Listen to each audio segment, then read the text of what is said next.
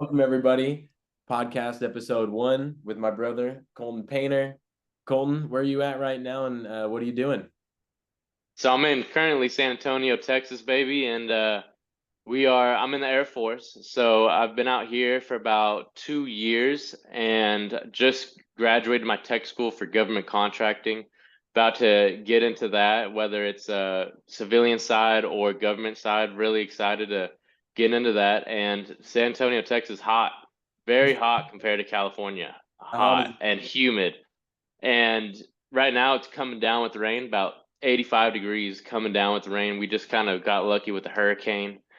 Anyone's tracking that hurricane that's going through, God bless. Hopefully everyone's okay in Houston and, Galveston. But we got lucky in San Antonio and dodged that. But yeah, so really excited to, get ready with this contracting career I got ahead of me. excellent, excellent. Yeah. And so I know probably everyone's like, hey, why did you want to start a podcast, Carson? Well, this is episode 1. So, I'm expecting it to be the worst it will ever be on episode 1. I mean, I don't really know what I'm doing, but I got inspired to just start it. Shout out to Brian Lubin. I think I said his last name right. I was watching a video sent to me from my buddy Jacob Mishlevietz. That's a tough one to pronounce. Trust me, I've been working for years on trying to pronounce that correctly. And he sent me a video. Well, sent our little mastermind group a video, and he was talking about how he started a podcast. Well, he was thinking about starting a podcast and was talking to one of his real estate investing friends about not wanting to start it yet because he's like, I don't feel accomplished enough to start one. And then the guy looked at him and was like, that's pretty selfish. And he was like, why do you say that? And he's like, well, because you have a lot to share, and that's kind of selfish of you to gatekeep a lot of the info that you know and a lot of the wisdom that you know just because you don't feel accomplished enough to share it yet. And I was like, damn, that kind of hit me. I've been thinking about starting a podcast for a while now. And I was like, I paused the video and started making the podcast platform immediately.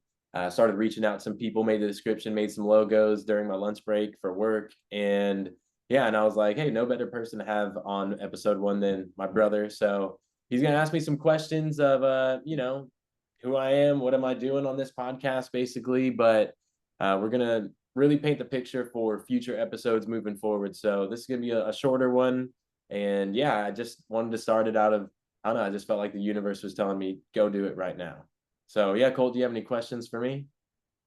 Yeah, so we can get started. First, what is the reason for you making this podcast, and like why are you making it? What is your like what do you want to get out of this? What do you want to give to other people with this podcast? And yeah, what are your goals? Yeah, so I don't have any like, the path set right now. I just know the destination is to just reach as many people as possible and have the message resonate with them so that they can take massive impact and change their lives and, push through the challenges that they're currently having. And maybe my experiences, some of the books that I've read, the people that I've talked to, the guests that I have on the podcast can really help them just bridge that gap from where they are to where they want to be. And I've been told I should like get my voice out there more. I was actually in Austin, Texas in 2022 for a retreat for champion development with a bunch of my friends in my mastermind. And yeah, just after a lot of conversations, a lot of breakthroughs, and they just said, you need to have you need to get your words out there for people to listen to. And I listen to a lot of podcasts as well. Jocko podcast being like my favorite one, probably. Joe Rogan obviously is like a top one, but I'm probably like 400 plus episodes deep in the Jocko podcast. And so, yeah, I just felt like I do have good shit to say. And if you know, you know, then yeah, I wanted to share it. I just wanted to, see who's open to receiving my experiences, things that I've done in my life that I've, pushed through the challenges. That's really like going to be the biggest theme here is challenge, right? Because the podcast is called The Mountain, and climbing the mountain, it's an illusion, right? Life is the mountain and it is illusion.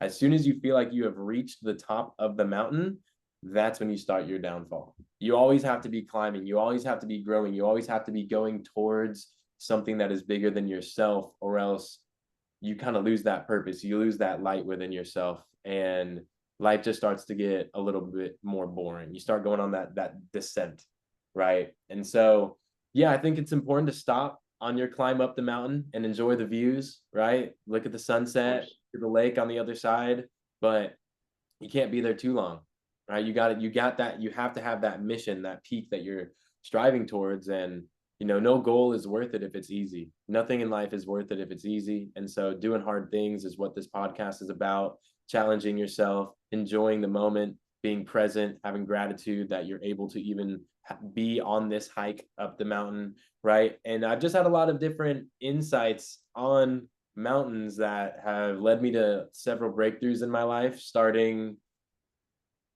in March of 2022, same champion development group. I was in Destin, Florida, and I had an awesome breakthrough. And just weeks before that, I was in Lake Tahoe looking over some mountains with one of my close friends, and just looked at Mount Talac, which Colton and I hiked with some other friends that same year, 6 months after. So this is February of 2022. I'm looking at Mount Talac, and I don't know, it just like hit me. And I was like, why are so many people attracted to these mountains in Lake Tahoe? Like billions of people visit Lake Tahoe probably every year. And these mountains have been here for billions and billions of years. And what are they doing?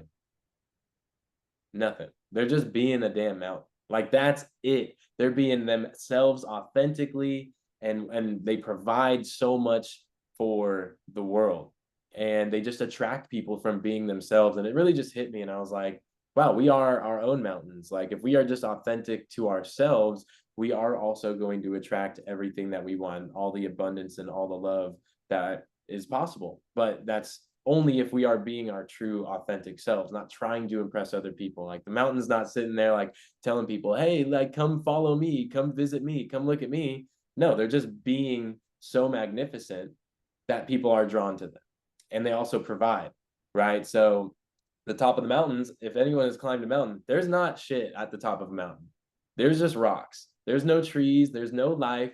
Life is not sustained at the top of the mountain. But if you go down towards the valleys, that's where all of the life is, right? The rivers are going through, the flowers are blooming, the trees are growing, the animals are going by to drink the water. Like, that's where all the life is. But the mountain continues to go for the sake of everyone else, right? So it's willing to sacrifice its own life at the top for the life of everyone else. And I don't know, I've developed this mountain theory, and I've shared it with a lot of friends. They're like, you need to put that out there. And I was like, all right. So there's more to it, of course, but that's why it's called The Mountain. That's why I wanted to start the podcast. I feel like I also know a lot of really awesome people that could be great guests on this podcast and just help people from all walks of life, from world-class athletes to world-class business owners and entrepreneurs, to even just everyday people that have gone through hardship and have become extraordinary because of that. So yeah, that was pretty much the reasoning, or the why, behind the podcast.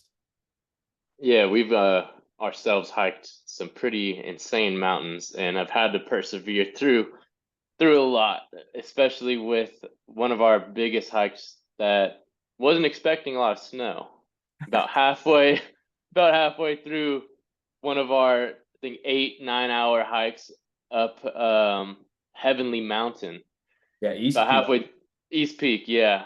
Made it all the way to the top. About halfway, we hit snow that started about, ankle high, ended up being about thigh high. Almost And almost waist high. Like, almost waist. you were wearing shorts, brother. You were Yeah. wearing shorts, and you had icicles hanging off of your legs, I remember. And yeah, I think we climbed like 3,500 feet. We did not eat any food that morning. It was your birthday. We woke up, Yes. sipping coffee, and I remember you turned to me and you looked at the mountain peak and you were like, you want to get up there? And I was like, yeah, I'm down. And yeah, we did not know what the hell we were going to run into. Walked past a sign that was like, warning, you can die. And we were like, Yeah. go. If, if anyone knows that route when you're snowboarding or skiing, there's a little trail that you can go, and it says you can die.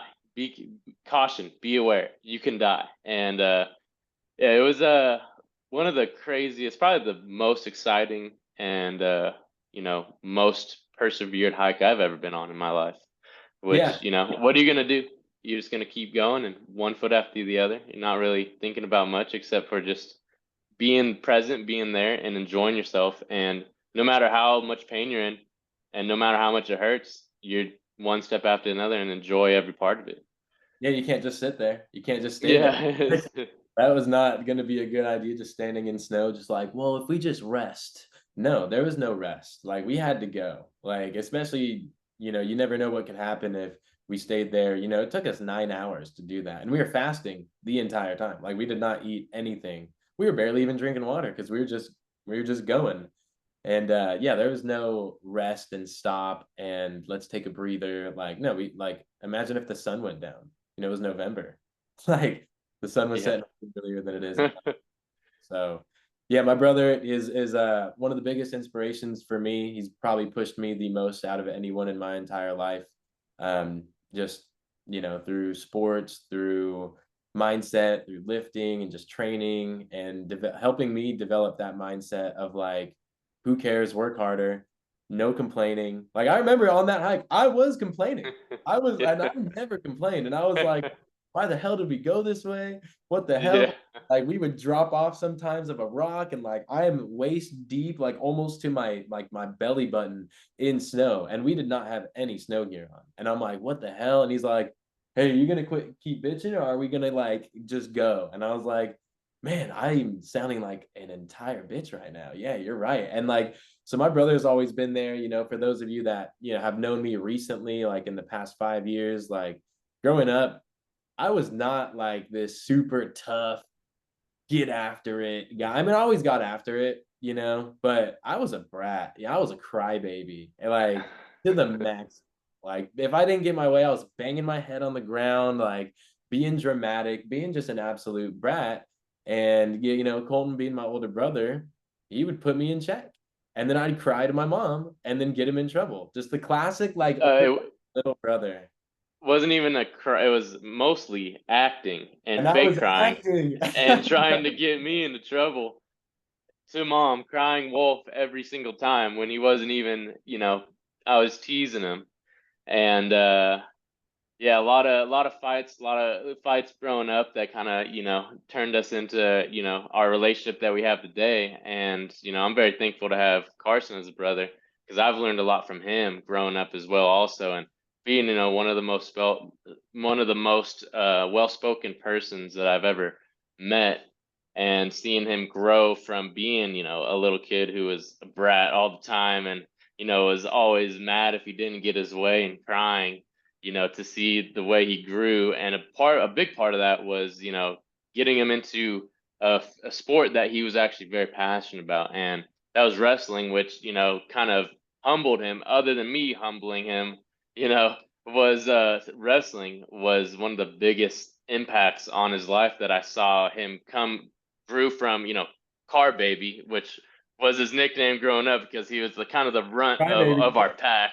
Yep. And seeing him persevere to be a wrestler, and then not even being the most skilled wrestler whatsoever, but his hard work and dedication, and that every day trying to get better and better is what set him apart from the guys who had natural skill and natural talent.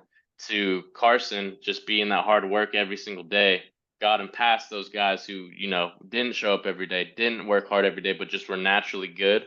And Carsen kept through it all the way from, I think, sophomore year in high school Yep.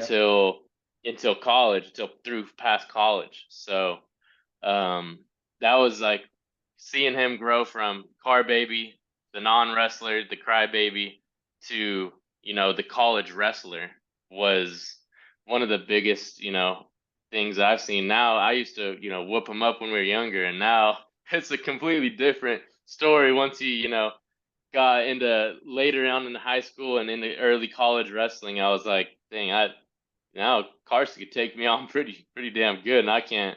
It's hard for me to do anything now that he's got this whole resume of wrestling behind him. Yeah, and it has been a journey, like you said. Like I played a ton of different sports. I mean, we both did, right? Played soccer, baseball, basketball, Yeah. you played football. That was kind of your thing, and you did wrestle as well. And then you hurt your back, and that was kind of like the end of wrestling, and you were just all in on football. But yeah, for me, I was just like I always had a lot of fight in me, but I was just like, I don't know, I was just such a crybaby. Like I loved fighting. Like we got in fights all the time in middle school. And Yeah. but that's when I started toughening up, I feel. And because especially like you, like our the brothers and whatnot, like Kaipo and Joel and Mario, like I didn't want to be a bitch around you guys. And like, I just had to kind of start manning up, but then I was playing soccer and I was really good at soccer, but it just didn't have that like that physicality to it that I was really searching for. And so my freshman year of high school, I played soccer and we never won a game. So that was like we tied one game and that was heartbreaking because we were up by one and then someone passed it back to our goalie and he was like looking, scanning the field and it just went right by him in our goal. And we tied. So we never got a win on the season. I was just like, this is stupid. Like I'm not trying to do this anymore. So you were wrestling before that freshman year, and Hazel, our coach at the time, just every day would tell me to come by wrestling, come by wrestling. So I did, and that was like probably the best decision I've ever made in my entire life. Yeah, going through, tearing my meniscus my first year, but just like I was getting my ass whooped every day, but I loved it for some reason. I was like, oh, if I get good enough at this, I'll be able to do this to other people. And we had a lot of friends, wrestling and whatnot as well, like Kyle Campiotti, Angel Beltran, Nick Campiotti, Kai Bonui, Bradanini, Oscar, right, Dustin Wright, like Robbie Payne was wrestling, Terry Watts, like so we had a lot of. I'm probably missing a lot of other close friends of ours too. But we had a lot of our close friends wrestling, so it felt like a good community, good team to be a part of. Patrick Miller, Nate Burke, I can't forget those guys. And so, I felt like I was a part of something. I had friends there and I was getting my ass whipped, but I knew like if I just outworked everyone, then these kids that started when they were 10 or 6 or 7, however young they start, I'm going to pass them up eventually. And it took me a while. Like and a lot of injuries, tearing my meniscus my first year. I got an abscess in my wrist that turned into an infection. I almost got staph that like put me in the hospital. I had glowing red veins like going up to my heart, and like the doctor said I could have died from that. And I was like, Ty, can I wrestle in league this weekend? He was like, no, no. Like, all right, well that's like junior season. So I didn't even get to wrestle the postseason my first 2 years, and then my senior year is a pretty good story. The coaches tell all the time to new wrestlers and whatnot. But I went into our sectional tournament, NCS North Coast section, not like the hardest section at all in California, but it was my third season. I was not seeded. I went in, lost my first match to just some random ass kid that also was unseeded. And then my coach, Sean Jackson, was just wham, just slapped me before every match before that to get me in the zone. I ended up upsetting the 8 seed, the 5 seed, the 4 seed, and the 1 seed to eventually place sixth. And had some tough battles, but at that moment, I was like, fuck, like I'm getting pretty good at this. And then I also placed seventh at the Freak Show tournament in Las Vegas, which is a national tournament that's really hard. And I was like, damn, I'm getting pretty good at this. I don't want to stop. So yeah, wrestled at Chabot College, met my boy Devin Lyle there. That's my brother for life. He'll probably be on this podcast at one time. And yeah, like he became like my training partner basically. And he's been wrestling since he could walk and high level wrestling. So I just, got under his wing basically and just continue to grow from there. And he's a tough dude as well. And so just kind of garnering that toughness, but I continue to have my same work ethic. So I never let off the gas. And it's funny because like my nickname in junior college was Master Chief because I had aspirations to, become a Navy SEAL. Like when I was in high school, I even had like Navy SEAL headgear. I had no aspirations to go to college, besides to wrestle. And yeah, I did not have an idea of what I wanted to do for the career and in the future. And I was like, yeah, this is what I want to do. I was really into like Lone Survivor, the movie, and like, reading some books, starting to get into like the podcasts with like Navy SEALs and whatnot, garnishing that mindset. And then, I ended up getting a scholarship to wrestle at the University of Jamestown in North Dakota. And I was like, well, I don't know if and I started working at Cutco, right, and starting the entrepreneurial journey. And I was like, well, I'm not sure if that's in the picture anymore, but I love what the SEALs like mindset stands for, and just really any special forces training, like that hardcore, just like no, you're gonna push and push and push and push past your breaking point, constantly, and you're going to enjoy going to that place. And so that's why I kind of have that mindset now that I do with like working out, waking up at 4 a.m., getting after it, no matter what. So yeah, I appreciate you bringing that up because yeah, I went from little car baby who was like 4'11", like 90 pounds as a freshman in high school, and now like these people that have met me recently, they're like, "Dang, dude, you're jacked. You're like the brick." Blah, blah, blah. And I'm like, dude, you have no idea. Like the journey. Like those of you that have known me since before, like high school and before, like I have not always been this guy. I had to create this guy, and we all are doing that with ourselves. So yeah, I think wrestling is probably the most like influential experience I've probably had in my life. And then I started training Muay Thai after that. When COVID hit, that's when I graduated college. I did pretty good in my senior year of college, and then COVID hit, and I still wanted to train something. There wasn't a lot of wrestling practicing going on. I was always involved with a little bit of coaching at Granada High School in Livermore, California, but with COVID happening, it didn't, nothing was going on. And so I moved out to Oakland and found a gym, CMT Athletics, shout out to Coach Raw, and started training for like hard for like 2 years. Like the routine was wake up at 4 in the morning, journal, get my cup of coffee in, hit a lift in my backyard, hit 6 a.m. Muay Thai training with just hitting the pads basically and working on technique. And then at 6 p.m., there would be the competitive training class where we would like do a lot more hardcore drilling and a lot of sparring. And so I was training like 2 to 3 times a day, every day for like 2 years straight. And that that was fun. I was having a lot of fun. I miss doing that. I miss the gym, Coach Raw. I am gonna come back. I know you've heard me say that for a while, but I do plan on coming. Nursing a little knee injury right now. Yeah, no, have developed into the most disciplined person that I know of personally, and out of all of our friends and all of, everyone that we know, every single day getting up at 4 a.m. If obviously a lot of you have been following Carsen, his 4 a.m., posts and his workout videos and him running 12 miles. Just recently did a half marathon or a marathon, or you're planning on marathon, just did a half marathon on your own in Tahoe, right? Yeah, the first half marathon I did was October of 2020, when mom had cancer. She, I went up there to visit her in Lake Tahoe, took her to her cancer treatment, and I signed up with my boy T Schnobs, who's definitely going to be on this podcast, Tyler Schnobbert. He was my assistant coach in college. And yeah, we signed up for a marathon. It was in New Mexico, but there's no way I could get out to New Mexico. So I did a virtual marathon or half marathon and biked the path that I wanted to run in Lake Tahoe, 7,000 feet, 7,000 feet elevation. Biked it the day before, and I was like, all right, cool. And then just ran it. And it was like the sketchiest path ever. I was like running on Highway 50 where there's like this much room between you and the highway. And like some guy almost hit me on purpose. I swear it was on purpose. Like he came out of the lane to like bump me. I had to dodge it. It was hella fun though. I enjoyed it. It was tough, and yeah, I've always loved running. That cold. That's like always kind of been my strength.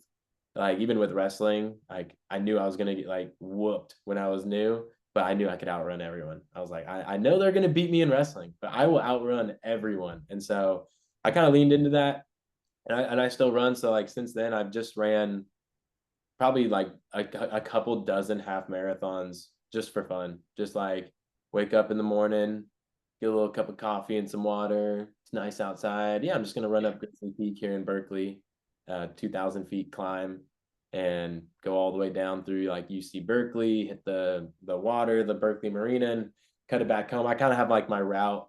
My longest run has been 17 miles, and I do these runs without even bringing any water. Like I just go, no music. Sometimes I'll put music on, but I don't know. I really love running up hills because they're challenging, but I like the reward of like the view at the top and just being able to like soak that in. And then it's kind of easy. Everything is easy after you go uphill. Like and then especially when you go uphill for so long, it just like, I don't know. I mentally just start to look at it as flat. And I just like change my mindset about it. I'm like, yeah, this is basically flat. Like some of these hills I'm running up are 4 mile hills. So I'm like, yeah, it's just, this is normal. This is it. And then you get flat and you're like running at a 6 minute, 5 minute pace. because you've been running uphill for so long, everything else is just easier. Like when you put yourself through hell, like everything gets, seems pretty easy afterwards. So I like to immerse myself in stuff like that, especially on runs, like right away, just find a hill that I could run up to make it hard immediately so that the rest of it is just not that hard. Yeah, So we've been running ourselves. Every once in a while we'll go with, a couple of our buddies, and we'll be on a hike. Just a nice casual hike, and then Carson will see a hill. Hey, you guys want to run up this hill? You guys want to run up this hill? We're like, dude, we're just going on a nice relaxing Sunday hike. We're just going talking, having a nice conversation. I think I'm gonna start running up this hill. I think I'm gonna run up this hill. It's like, all right, Car, yeah, hey, go for it. We'll sit back and relax. Like we've lifted and did all of our workouts for the week. This is like our nice recovery Sunday. Going on a nice little active workout hike and getting some good steps in, good views, conversations. Carson's like looking for the next hill to run up. Like, all right, Car, I don't know do why, your like, thing, Car. I'm like, it's like a sickness. I see a hill, I'm like, I want to run up that. Like, Yeah. I can't help myself. I just have to. It's like, I don't know. I don't know. I just can't miss the opportunity, I guess, of seeing a nice tasty hill to just run up. But yeah, that's a good point. And like, some people I've been told like, damn, dude, you're just built different. I don't like that term, like built different. People say that about certain people, and it's not true. We're all built the same. It's just we think differently. Like I just have a different thought process when it comes to certain things. And when it comes to like challenges, a lot of people like, they want to get into this space where they're like, oh, I want to make sure I'm prepared for this challenge. And I got to make sure like they prepare too much and they end up in this analysis paralysis and they don't just take action. Like you'll like a lot of life is just figuring shit out as you go. And that's been a lot of my life. Like with this podcast, for instance, I could have sat here and been like, oh, I'm going to create a podcast, start doing all the logos and branding and write out a strategic business plan of how I want it to grow and who I want to get on it. And instead I was like, no, fuck it. I'm just going to start it and then I'll find people to join it, because once it's built, people are going to come to it. But if it's just an idea, it just sits there and ideas come and go and come and go. And once they get manifested into the physical reality, they're just ideas. And we get thousands of ideas every day that drop into us. Like, how does an idea even start? It just drops into you. That's it. Like, you don't like come up with an idea. I'm sure everyone has kind of done that, where you're like trying to brainstorm and you're like getting this thought block because you're like, I'm trying too hard to think. Like, you got to let stuff come to you sometimes. You have to feel inspired by something. You have to see a bird flying or something related to nature that just makes you go like, yes, that's it. Right? Like, if you try to think too hard about it, it's not effortless and it's not going to be smooth. And so, yeah, I had that like idea of just starting this. And instead of going like, yeah, let's plan this out. No, I was like, I'm just going to fucking start it and see where it goes, reach out to my closest circle and see, what they think about it. And, our friend group is pretty critical. We like to talk some shit. And so Yeah. when I like had my podcast description, I even like told our group chat, I was like, I wonder what Billy is going to say. Like Billy's probably going to say some funny ass shit in this group chat, but everyone was like, this is sick. This is awesome. I knew if our friend group said that, I was like, oh yeah, this is going to be great. But I was a little nervous. It wasn't going to like change my mind, right? Like one of my things is just like, I don't fear any criticism from people. Like I just take that in and just be like, okay, cool, what can I learn from that? Like I'm not going to let it stop me. I'm just going to keep going, because like why let the thoughts of other people that aren't you, they don't know your life, they don't do the things you do every day, they don't have the aspirations you want to do, why let that stop you ever? I feel like our society, especially with social media nowadays, they're so caught up in what people think. And even like right before this, I put up a poll on Instagram and I was like, hey, who would want to listen to episode 1 of my podcast or something like that? And then the first option was hell yeah, 100%. And the second option was no one cares, go do some pull-ups. And, I had it in there for fun. Like, I don't care who says, I just want that as an option. I don't want to trap people into only saying yes. But one person said no. And I was like, all right, I'm still going to do some pull-ups, but I'm also still going to launch this podcast. And so, yeah, I just think like not getting caught up in the analysis of how to get something going. It's like, no, if you see a challenge, but you know that's the thing you need to do to get to your goal, just go do it and figure it out on the way. That's where you will learn the most. Like, we never learn from our successes. Like, we never learn from our wins. We only learn from our losses and our defeats and things that put us down. That's where we learn, because we have to come back to the game plan and go like, okay, what went wrong? What could I have done better? Okay, great. But if we never go out and put ourselves out there in the first place, we're never even going to get that experience of win or loss. We're never going to give ourselves the chance to win or give ourselves the chance to learn. And so just making sure that you're going after those challenges, like, no matter what, is critical in life. And so that's another reason why I started the podcast, share some stories and challenges of that I've gone through. Like, one that comes up to the top of my head, Cole, was that you were there for it. And so you got to see it. And we've talked about this recently, was when I was in college and I tore my stomach lining, and Oh yeah. internally for about a month. So yeah, I was in North Dakota. The tournament was November 3rd. My brother, my mom and dad were all flying up from California to North Dakota to watch me wrestle at our home tournament. And leading up to this, I had like tweaked my knee a little bit. And so my coach was like, hey, if you're not practicing, you're not wrestling in the tournament. And I was like, well, I'm not missing out on practice. My knee is kind of hurting right now. So I was taking ibuprofen to deal with the pain. I was cutting weight, so I wasn't like eating a ton for the ibuprofen to soak up. And so yeah, I like burned a hole in my stomach basically. And for roughly 3 to 4 weeks, I was bleeding internally. Don't ask if you really want to know like how I knew I was bleeding. I did not know, but I, like, looking back on it, it was obvious, like, this is what was happening. I can tell you guys, if you really want to know, you can just reach out to me and I'll tell you how, like, I was bleeding, how it was exiting my system, but we don't got to get into that. But like, I had to just deal with this. I didn't know I was bleeding internally. I didn't know that there was like anything really wrong with me until the night before the tournament. My brother and my dad, my mom came in and like showing him my dorm, like introducing my roommates and whatnot. And then, did you spend the night in my dorm that first night, or did you go to the hotel? I think first night I was in a hotel. The day after, when we went out to dinner that night, and then you had that what did you have to eat that night? Lobster pasta. We thought that That was was so like good, but that killed me. Like, it literally killed me. And so yeah, so you were sleeping in the hotel. So I was just with my roommates, and that night before the tournament, I was in the worst pain I'd ever been in my life. Like, I'm talking like it had felt like I'd swallowed a glass bottle and someone shattered it with a bat. And it didn't really start hitting me until you guys left. And I couldn't sleep at all. Like, I was literally like all night long, like, I don't know what's wrong with me. This is the worst.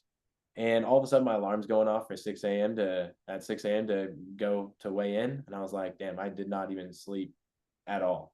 And then I weighed in, I was like 3 pounds under. And I was like, how is this even possible? Which, for those of you that don't know, like, wrestling and weigh-ins, like, 3 pounds under is a lot. Like, that's 3 full bottles of water that I could drink and then be still on weight. Like, I don't know how I was that under, well, at the time. So I asked like my buddies, like, hey, can I get some Tums or Pepto Bismol? I just got like a bad stomach ache. Must be just a bad stomach ache, right? And then yeah, my thing for my last couple of years of college was listening to podcasts during tournaments, because music sometimes just hyped me up too much, and I would dump my adrenaline listening to the music, and I would like not be as sharp during my matches. So I just like to listen to some podcasts, get my mind right. And yeah, like, the pain just subsided. It just went away, and it was just no factor during the wrestling. I just went in there, and Colton was pretty much filming all my matches, cheering me on. I had some fucking dog fights that tournament, like some battles. I ended up taking third, lost one match to the guy that was the champion. And yeah, I had some battles. There was one where I was in the quarterfinals, down by 8 points in the third period. And this is the Division II wrestler from Minnesota. And hard wrestler. This dude was giving me like the hardest clubs like I've ever felt in my life. And yeah, I just broke him though. Like, I just broke him and ended up tying it up with 10 seconds left. Everyone's like, tie it up, we're going overtime. I literally like looked at the score. I was like, fuck overtime. I just double legged him for the win. that was fired up. And so, yeah, solid tournament. And I asked my coach, like, hey, if I do well in this tournament, can I grab a beer with my family? And he was like, yes. And so I did well at the tournament. I got my beer. We went to this place called Sabir's, the nicest restaurant in Jamestown, North Dakota. There was Rat, J Dog, Devin, their girlfriends, me, you, mom, dad. Had some lobster pasta. Then like, it was delicious though. Took you out to the bars afterwards. Showed you the bars. I wasn't really drinking anything, but we were just hanging out. And yeah, that was pretty funny though. Watching everyone at the bar. You and Devin, you tackling Devin into the well, I don't even know if it was a tap. You like placed Devin in between the slot machines and he got like stuck. That was pretty funny. And then yeah, you were like passed out on my couch and the stomach pain started coming back at like 1 or 2 in the morning. And this time it was unbearable. Like I was in so much pain. I was crawling on the ground into my other roommate's room, going like, dude, I need help. Like I need fucking help right now. And he was like freaking out because he was like, what the hell? Because I'm, this tough dude that's on his team that he sees grinding with every day in the wrestling room. And he's like, dang, he must be in pain because I'd never seen him like this. So I'm like taking some more Pepto-Bismol and drinking some tea. I threw up and it was like all gray, like gray matter. It was absolutely disgusting. But I didn't want to go to the hospital because I knew they were not going to let me wrestle the next weekend if I went to the hospital. And so I was just going to try and thug this one out. And I called my mom and she was like, no, we need to go to the hospital. It's like 6 a.m. at this point. I've not slept in like 2 days basically, and just wrestled a full tournament, throwing up now, stomach's killing me. We go check into the hospital and like they just like hit me with some morphine. I was like oh, I could see why people get addicted to this. And yeah, they like tested my blood and everything. And yeah, they're like, yeah, you have acute gastritis with hemorrhage and you've lost 5 pints of blood. You like definitely could have died. And for those of you that don't know, like that's a fucking lot of blood to like lose. Just because like I'm also like putting my body through extraneous activity. And I was like, so can I wrestle this next weekend? They're like, no. And so like they're like putting a bunch of IVs on me. They had to do a gas endoscopy, like put a camera down my stomach and give me all this medication. And then all of a sudden I was like 20 pounds over my weight class because all the fluids that they gave me and all the food I was eating and all the workouts I was not doing. Just in like 3 days, I put on like 20 pounds. So I'd like redo my weight cut. But yeah, and I just kept wrestling that season. I dislocated my hip that season as well. Took like 3 days off, got back after it. Now, this is not like advice to those of you that are like young wrestlers or athletes that to like ignore your serious injuries. I was just at that point where I didn't have much competition left in my life, like at the high level, so if it's your senior year of college and that's your last go, I'm pushing through anything. Doesn't matter, no factor. Nothing is going to. I'll lose a leg.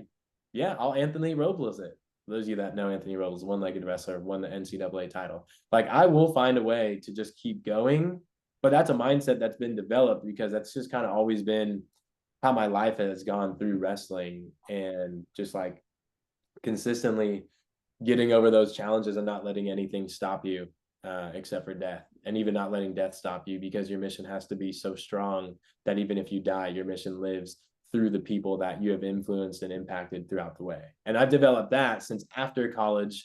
Not being scared of death has been like a big thing that I talk to myself with every single day while I'm taking a cold shower. I do not fear death because I know that even if I die in this physical body, my spirit will still live on through the people that I've impacted and influenced, which is also why I wanted to do the podcast. And also I'm writing a book right now that's also called The Mountain. I started that like a year ago.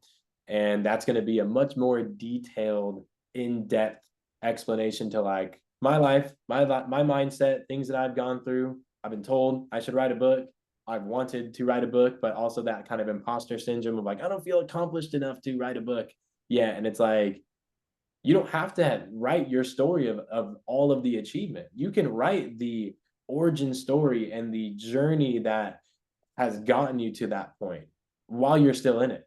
You don't have to be accomplished. And maybe you just take an action on writing the book while you're still in that journey, boosts you to that achievement and accomplishment that you're looking to get.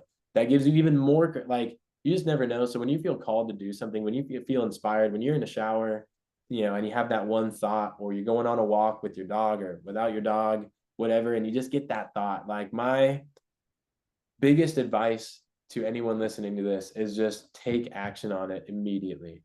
Immediately. Don't wait. Write it down. Put it into the physical matter, because when it's in your mind, it's just energy, potential energy. And we all know what potential energy is. It could or could not be. And when it's in your mind, it's all just potential energy. But as soon as you put it into the physical by writing it down, taking that first step of action, the next steps will start to reveal itself, and it will start to manifest in its physical form from your thought. So, yeah, I think that's a good spot to actually end the episode today. So, Colten, are there any last words that you want to say to kind of cap this off? I don't even know how long we've been recording so far. The one thing that I was gonna say, going off of that, was one of the things you told me that really, kind of put in my mind, also kind of hearing you say it over and over, was like when you'd go on your walks in Oakland and stuff and outside your house, and you say, I only fear God, I only fear God, I only fear God. And, that kind of, sparked something in me that I was like, you know what? Yeah, that's all I fear too. Like, I need to start, kind of saying that and putting that into my mindset, into my everything, even though, like, there was nothing I really feared other than like some subconscious things that we naturally fear, but then putting that into your mind and saying it out loud. You'd go down the street in Oakland and just yell, like, saying it out loud every, you know, every 5 seconds. I only fear God. I only fear God. And, going off of that kind of, I don't know if you got that from, one of the books you read, which, I know you're super, into Musashi and, his, big book. So, I'm not sure if you got that from the book or just kind of, which I kind of had a feeling you got it from there, because I think that was one of his sayings that he would always say is, I only fear God, I only fear God. And he had, was a fearless warrior. And, yeah, if you want to, talk about your Musashi, your inspirations from Musashi in the book Yeah, no, before we end it. no, for sure. That was so, like, two of the questions that we'd kind of pre-planned for this. One of them, Colten, you said, like, hey, what is a non-negotiable daily routine? So yeah, journaling. I've been journaling since 2019. You were kind of there, the inception, right? Like, after that crazy 2019 summer. Yeah. That will probably be a whole podcast that you are on as well, in of itself. Like, that could be one whole episode talking about the summer of 2019. Some of you guys already know what happened that summer that are listening, that we've talked about. And yeah, like, part of that really triggered me into that personal growth journey. It was the hardest thing I ever gone through, and like, you could either let that bring you down or pull you up, and I let it pull me up tenfold, like, hardcore. And so I got into journaling a lot, got into self-talk, and yeah, Musashi, 1,000-page novel. It's like written on Bible paper, so like the pages are extremely thin, but it's my favorite book. Yeah, 976 pages without the prefix or whatever that's called, and so like 1,000 pages total. I'm on my second time reading it right now, and I'm currently on page 759. So I'm almost reading it for a second, like done reading it for a second time. Best book I've ever read. Shout out to Jocko Willink and his podcast for putting me on it. But he has these 21 precepts of Dokoro, which means the way of walking alone. And for any warrior, any martial artist, anyone that's really like on this path of self-actualization to find yourself, no one can help you find yourself. No, or at least no one is going to find yourself for you, right? They can guide you. You can get some tips and whatnot, but you have to do it on your own at the end of the day. Like, no one's going to do it for you. And so, yeah, I was on this warrior's path in 2020 during COVID, after this hardship that I've gone through. Parents split up, mom had cancer, like, friends, getting murdered and whatnot, not good stuff. RIP to Vince. And that was a rough summer. Like, that was a rough year, stretch of time in that 2019, when we went through that shit that is going to be on another podcast episode, because that's a long story, through all of 2020 and what we went through as a family, what we went through as a friend group. And so yeah, I got Musashi in 2020, And he wrote his own book in 1642 called The Book of Five Rings. And I read that first. And then I read the 1,000-page novel because I wanted to know, like, I wanted to read Musashi's words first and then hear about him as the warrior in the novel. And so in this, there's anyone in any walk of life could benefit from the Book of Five Rings.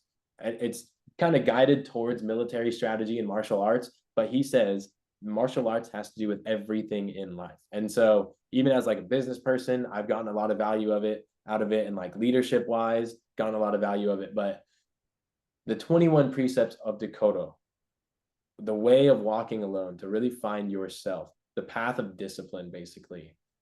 He has 21 precepts, and number 17 is do not fear death. And that just like hit me, and I was like, yeah, let's go. So I kind of dove into that on my own, and I was like, what does that even mean? Like, do not fear death. What does all fear stem from? Fears from dying. Like, why do people fear drowning? Well, because you're gonna die. Why do people fear sharks? Because they're gonna kill you. Why do people fear heights? Because if you fall, you'll die. Like, really, all of it stems from the fear of death. Fear of snakes, because they can kill you. Fear of spiders, because some are poisonous and could kill you. Right? Like, there are some other phobias out there, obviously, that might not that are pretty outrageous, right? But they're valid. Everyone's feelings are valid, but most of them, a great majority of fear stems from the fear of death. And I started looking into all of the things that I feared as a person, and I wrote them all out to, bring it from the thought to the physical, and then it's more real. And some people are like, why would I do that? Why would I like write down all the stuff I fear to make it physical so that you can burn it, light it on fire, have a funeral for it, be at peace with that is your former self that fears all of that. And so, yeah, I wrote down all the things that I feared. Fear of criticism, fear of judgment, fear of, poverty, fear of, like, if you read one of the best books ever as well. I don't know why I can't think of it, but it's by Napoleon Hill. My buddy Jacob Mishlevitz again put me on it. It's called like Interview with the Devil or Conversation with the Devil, something like that. And he talks about like the four basic fears of humans. But like, yeah, I just wrote down everything that I feared, and then I crumpled it up, lit it on fire, had a funeral for it. That was no longer attached to me. Is no longer going to be in my mind. That's why I wrote it down. I wanted to get it out of my subconscious, get it out on paper, get rid of it forever.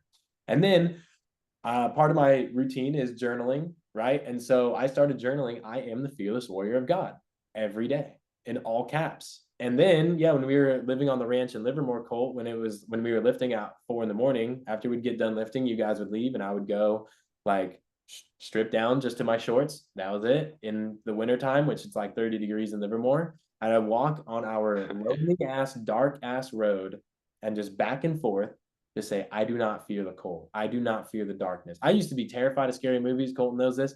I would just say, they're not real, right? So I just say, like, I don't fear things that aren't real. I do not fear, what people think of me. I do not fear this. I do not fear that. I do not fear this. I am the fearless warrior of God. I am the fearless warrior of God. I do not fear this. I do not fear this. And there's all these things, and they just start coming to my head, and I'm just like screaming them pretty much. Like I was getting very into it. I mean, we lived on a ranch. Like there's really no one out there besides me doing that. And so, yeah, and it got to a certain point where my fear had dropped so much that I was able to like meditate in this complete darkness. Like Cole, that road at night or like morning before the sun rises, it's desolate and it is dark and it can be, and you're by yourself. And so I would just sit there in silence and just meditate because I felt so at peace because I wasn't letting fear drive me anymore. I'd like casted that out. And so, yeah, then when I moved to Oakland, I kept doing it. I just wasn't yelling it as loud because now I got a ton of neighbors. And like, I was like, I do not fear this. I do not fear that. I do not fear this. Oh, your God, and now I don't do it when I walk my block. I do it when I'm in the cold shower. So I'll work out. So my morning routine is basically wake up, journal, take my dog for a walk, kind of warms me up for my workout, hit my workout with which right now I'm dealing with like a torn ligament in my knee. And so it'll be like a light jog. I know some of you medical experts are like, you jogging with a knee tear? Yes, a little bit, a light jog. All right. It's not like a full tear, But yeah, I can't really do legs, which are my favorite. So I'm just knocking out like ton of pull-ups, ton of bench press, ton of back, ton of arms, ton of shoulders, core, of course, and just, I don't have like a full gym set up, so I'm just kind of making it work with what I got, and I always do. And yeah, then I'll take a cold shower after that, and I'm just like in the cold shower, I'm just like, I am the fearless warrior God. I do not fear this, do that, etc. And then I'll sit down right here on this couch and meditate for 10-15 minutes. I have a hypnotherapy track. Shout out to Adrian Moreno, probably going to be a podcast guest in the future. That made me the track. That's just transformed my life a lot. And then also I have like I use the Waking Up app, which I do like a 10-minute daily meditation from Sam Harris, which I like a lot. And then I will make a cup of coffee and get into the workday. And so yeah, but that fear talk, as I call it, that's kind of what I've labeled it as, is the fear talk is just like getting ahead of the fear. Like having the fear you. Ooh. That's good. That's good. Good way to end it right there. Good way to end it. Cool. But definitely know what to expect for future podcasts. And we definitely have a lot of stories and a lot of things that we've persevered in our lives with our mother, our father, and a lot of stuff that's happened. Just shit happens, and what are you gonna do? Yeah, And wrong place, wrong time. Like, but I'm sure we'll have for future stories, maybe with some other people who are involved also on the podcast that can explain some crazy stories that we both have been through in our lives with everything, with mom, dad, you know, all kinds of crazy stuff. So a lot to look forward to in this future podcast. And thank you very much for having me on the podcast, very first podcast. Love you, brother. me too, bro. There's no one else that would fit this #1 episode. You're my boy. So I love you, bro. And yeah, climb on.